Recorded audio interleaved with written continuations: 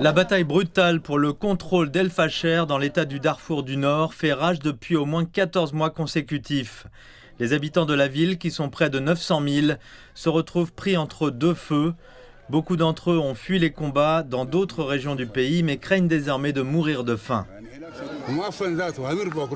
Regardez ça, même les ânes dans la rue ne veulent pas manger ça parce que c'est pourri. Nous sommes assis dans des tentes recouvertes uniquement de vêtements et la pluie tombe sur nos têtes 24 heures sur 24. Nous serrons nos enfants dans nos bras pour les protéger de la pluie et du vent afin qu'ils ne contractent pas d'infection. Nous ne mangeons que de l'ombase, qui est de la nourriture pour animaux. Qui peut survivre avec ça ?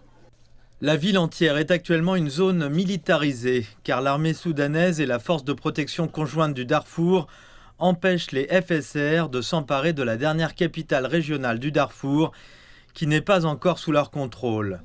Les habitants qui restent se cachent dans leur maison pour échapper aux bombardements diurnes, et des bénévoles parcourent la ville à bord de charrettes tirées par des ânes pour distribuer le peu de nourriture qu'ils peuvent trouver.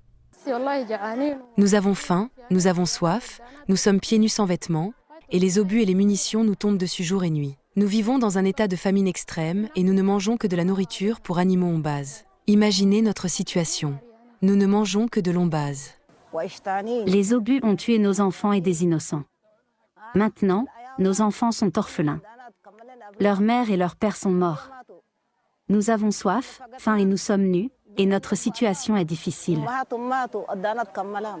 Les commerçants affirment que les prix des denrées alimentaires rares ont explosé sur le marché et qu'en raison de la famine imminente, même les outils de pesage ont changé à El Fasher. Ici, on ne mesure plus les denrées alimentaires en kilos ou en sacs, mais en assiettes. Dans le même temps, il n'y a pratiquement plus de carburant.